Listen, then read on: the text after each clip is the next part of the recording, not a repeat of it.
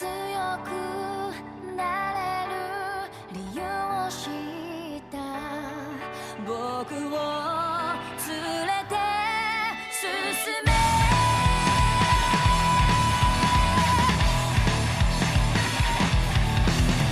So guys, let's talk about Demon Slayer.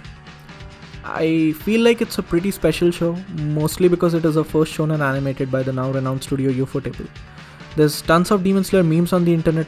I'm sure you might have already seen some of those. Several Facebook fan pages, and my own Facebook feed is basically full of people either posting Demon Slayer content or lamenting the fact that most of the anime fandom is doing just that. So what makes Demon Slayer different from the rest of the pack? The other stuff the studio has worked on.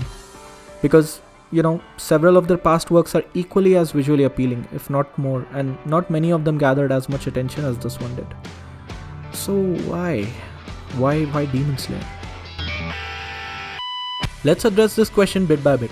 First, let's talk about the story. This is a story about a normal guy named Tanjiro living a very humble but happy existence on top of a snowy mountain with his family. He lives a very simple life, sells charcoal for a living, and is loved by all in the village down the mountain, and well, life is rainbows and sunshine for him. Except that one day, while he's out selling charcoal, his family just happens to get murdered by some demon, and his sister is now also a demon, who, I must say, makes a lot of cute demonic sister noises.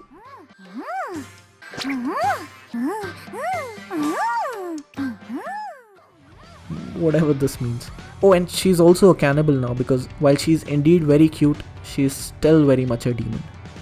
It's now up to Tanjiro to track down some big bad here and somehow return his cute demonic sister back to being just a cute human sister.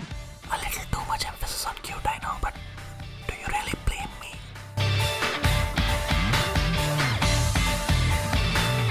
Let's set something straight.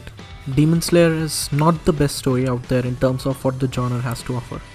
There's plenty out there that possess exceptional writing, and Demon Slayer doesn't really do anything special to carve out its own place among that crowd. Same goes for the character writing in general. The characters that the show deals with aren't incredibly deep or anything like that. The entirety of season 1 follows a very specific formula. First, we get a mini training arc for the protagonist that lets him get strong enough to not get slaughtered against demons. Then we have an exam not unlike the shounen exams from Naruto or Hunter exam from Hunter x Hunter, which would officially enlist him in the Demon Slayer Corps. And then finally Tanjiro starts being sent on missions by the said organization.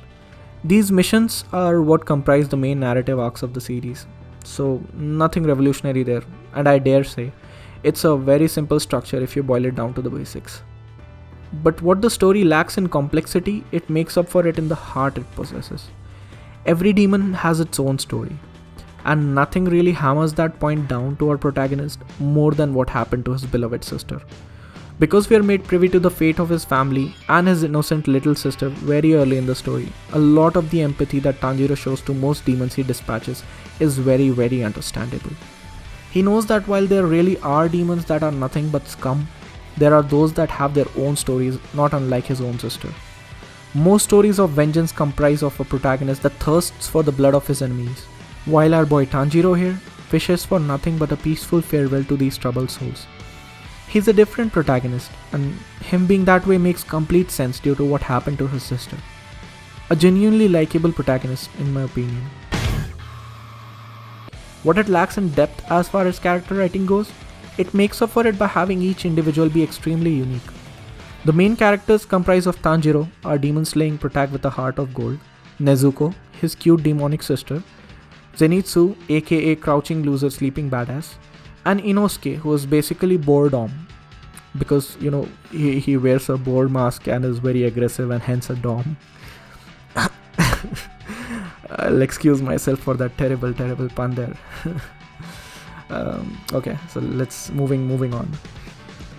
Other than those four, we have the bad guys. The good guys who look like bad guys. The bad guys who sorta kinda are bad and not bad at the same time. And the real main seriously bad guy who looks like Michael Jackson. Man, this show's visual depiction of characters is a confusing mess. I jest. It suffices to say that this show definitely doesn't lack an arsenal when it comes to unique characters. And while it doesn't fully flesh out most of them, at least by the point season 1 ends, it does enough for the major characters so that it doesn't feel like they are undercooked.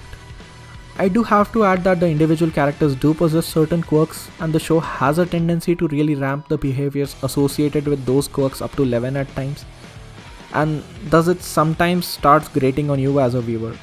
For example, Zenitsu constantly crying and womanizing. Not enough to detract you from the overall experience in my opinion, but definitely something worth mentioning.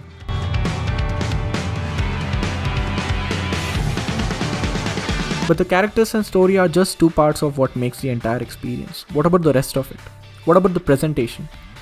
Stunning is what it is.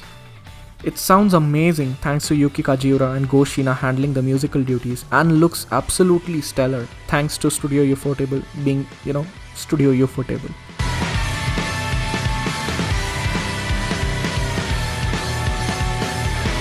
All in all, I feel like it's a series that still has a few shortcomings. It's a simple story, its characters lack depth, and it doesn't do enough to differentiate itself from some of the other shonen grades. Presentation aside, which is top notch, it doesn't do anything special. But does that make it bad or even average? Not by a long stretch. I cannot deny the fact that I finished the show in just 2 days. It definitely has that hook, that appeal. It is a beautiful audio-visual treat that expands on its lore and story just enough each episode for it to keep you invested. And that's what matters at the end of the day, I would say Demon Slayer never really needed to be a show that has the most amazingly intricate world building, the most complex characters, a mindfuck of a story, or anything of that sort. All it needed to do is be a good experience overall for the viewers, and that, ladies and gentlemen, it definitely does.